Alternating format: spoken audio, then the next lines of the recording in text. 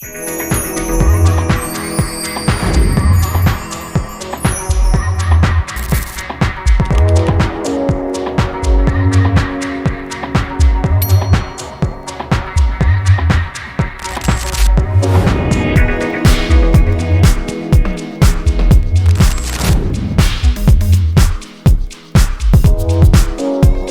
To another season of Ask Dental views.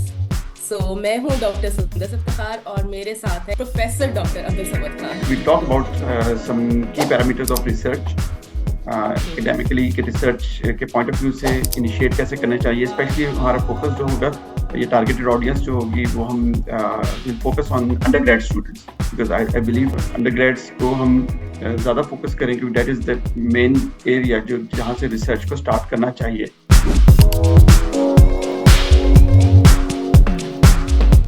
अच्छा sir, जैसे अभी आपने शुरू में बात की थी कि इंग्लिश कि आपकी अच्छी होनी चाहिए या नहीं अच्छी, तो चले आप किसी से एडिट करवा दें। तो अभी पिछले साल से जो रेव चला है चैट बॉट्स का या चैट जीपीटी या बार्ड, गूगल बार्ड से, मेरे पास भी कुछ ऐसे पेपर्स आए थे रिव्यू होने के लिए जिसमें साफ पता लग रहा था कि पूरा का पूरा पेपर ही चैट जीपीटी नहीं लिखा हुआ है। तो ठीक है, आप चैट जीपीटी की हेल्प ले सकते हैं। इनफैक्ट मैंने वो आईसीजेएमई की भी गाइडलाइंस देख रही थी, उसमें भी लिखा हुआ है कि आप उसको एज ऑथर नहीं आप उसको बता सकते चैट जीपीटी या कोई भी चैट बॉट को, बट हाँ आप उसको एक्नॉलेज करते हैं एंड पे कि हमने चैट जीपीटी यूज किया था टू एडिट या उसकी ग्रामर ठीक करने के लिए। लेकिन एक चीज जो मैंने नोट की और वो सबको करनी चाहिए वो ये कि चैट जीपीटी हमेशा फेक रेफरेंसेस दे रहा होता है।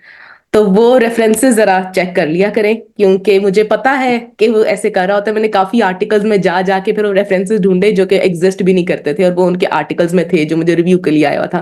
तो खैर मैंने कमेंट्स डाले तो वो शायद यही कहते हैं कि नकल के लिए अकल की जरूरत होती है कि आप यूज करें यकीनन चैट जीपीटी, लेकिन उसको सही तरह से करें और ये वाली चीजें ना करें। इनफैक्ट अब तो कई जर्नल्स में वो लिखा भी होता है, स्पेसिफिकली उनको इंस्ट्रक्शंस होती है कि आप बताएं कि आपने चैट जीपीटी यूज किया है या कौन सा चैट बॉट यूज किया है। तो उसमें कुछ वो नहीं है कि मना नहीं है, आपको बिल्कुल करें, यकीनन करें, लेकिन फिर एक्नॉलेजमेंट्स में आप उसको मेंशन करें और फिर उसको डबल चेक भी करें। और कितने % तक आप उसको यूज कर सकते हैं, क्योंकि ये भी एक चीज है जो कि जर्नल्स ने मेंशन की भी होती है कि इस एक सर्टेन % से ज्यादा आप जो है उसको यूज मत करें। हाँ ये अच्छा, अब वो लिखा भी हुआ है कि अगर आपने उसको मेथोडोलॉजी के लिए यूज किया है तो मेथोडोलॉजी में उसको लिखें। अगर आपने उससे स्टैट्स करवाई है, एनालिसिस करवाया है, तो उसको रिजल्ट्स में उसको मेंशन करें कि यहाँ यहाँ हमने इसका आर्टिफिशियल इंटेलिजेंस का यूज किया था। बिल्कुल। और जैसे अभी आपने बात की, अभी बल्कि मैंने रिसेंटली इसी वीक में मैंने 2-3 पेपर्स डिफरेंट जर्नल्स में सबमिट कराए और उस सब में ये जो कि पिछले कुछ शायद 6 महीने पहले तक उन्हीं जर्नल्स में ये चीज नहीं थी। अब उसमें स्पेसिफिकली आप उसको टिक करें if you are using any AI based thing और सॉफ्टवेयर, तो आप उसको एक्नॉलेज करें। क्योंकि शुरू में आपने देखा जब कुछ आर्टिकल्स आए थे उन्होंने यही चैट जीपीटी को एज ऑथर भी लिखा हुआ था, बट वो अब मना किया हुआ है क्योंकि वो कहते हैं कि ऑथरशिप वो होती है जब आपने उसकी रिस्पॉन्सिबिलिटी ली हो। ऑथर्स रिस्पॉन्सिबल होते हैं for the integrity of the work और ये सब चीजों की। तो आर्टिफिशियल इंटेलिजेंस तो रिस्पॉन्सिबिलिटी नहीं ले सकता उस चीज की, तो आप उसको खाली एक्नॉलेज कर सकते हैं, रिस्पॉन्सिबल आप खुद ही होंगे, ऑथर जो है। तो आप एक बहुत इंपॉर्टेंट चीज है क्योंकि रिसेंट एक नई चीज है, लोग ऐसा ऐसा इस पे आ रहे हैं, तो वही जो आपने बात की कि उसको अकल से यूज करें जी प्लीज, नकल ना माने।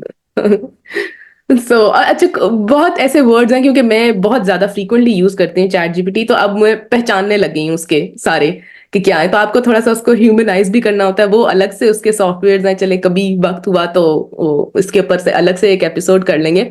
लेकिन आप मुझे ये बेहतर लगता है कि पहले मैं खुद लिखूं और फिर उसको चैट जीपीटी से जाके थोड़ा फॉर्मेटिंग करवा लूं या उसके ग्रामेटिकल एरर्स थोड़ा से आइडेंटिफाई करवा लूं, फिर करें। और जो रैशनल है वो वाकई आप जब खुद लिखें और फिर चैट जीपीटी में डालें तो बहुत अच्छा उसको फॉर्मेट करके देता है। इस तरह से आप उसको यकीनन यूज करें, बट वही के डबल चेक खुद भी कर लें। बल्कि इनफैक्ट एक कोई ग्रुप था उसमें वो लोग शेयर कर रहे थे, शायद इस वीडियो में भी हम बाद में लगा देंगे, कि बहुत कोई अच्छा सा जर्नल था, उसमें भी उन्होंने नहीं ये नोट किया रिव्यूअर्स ने कि चैट जीपीटी ने लिखी हुई है कि I do not have enough knowledge about this. शायद आपने भी हाँ, देखा हो। वो बेसिकली वो तो इस पॉइंट ऑफ व्यू से शेयर हुआ था कि रिव्यूइंग प्रोसेस कैसा था, कि रिव्यूअर्स ने एंड एडिटर्स ने उसको टोटली इग्नोर किया या उन्होंने पढ़ा ही नहीं है। फर्स्ट पैराग्राफ ही पहली पूरा, लाइन ही यही थी। पहली लाइन क्या, वो तकरीबन हाँ, आगे 8-9 लाइनें जो थी वो सारी इसी की थी, तो वो टोटली, खैर वो तो एक रिव्यूअर मिस्टेक है, एडिटर के पॉइंट ऑफ व्यू से एक मिस्टेक थी, और बल्कि जर्नल वो जो था एक अच्छे पब्लिशर का भी था। तो तो खैर ये चीजें थी जो कि, but this is very important chat GPT के पॉइंट ऑफ व्यू से, और क्योंकि आजकल हर कोई यूज कर रहा है उसको। बिल्कुल सही। तो ये था हमारा आज का एपिसोड, और जो नेक्स्ट एपिसोड है वो मैं आपको पहले ही बता दूं कि हमने क्या डिस्कस करना है, जो कि बहुत सारे लोगों ने मुझसे ये क्वेश्चंस पूछे हुए थे कि अगर कोई प्राइवेट प्रैक्टिस करता है, कोई डेंटिस्ट, ठीक है, और वो रिसर्च करना चाहता है तो वो कैसे करे। जैसे अगर हम तो किसी इंस्टीट्यूट में है, मेडिकल कॉलेज में है, तो हम वहां से IRB की परमिशन ले लेते हैं, वहीं से डाटा कलेक्ट कर लेते हैं, तो कोई एथिकल इश्यूज भी नहीं होते, कुछ मसला नहीं होता।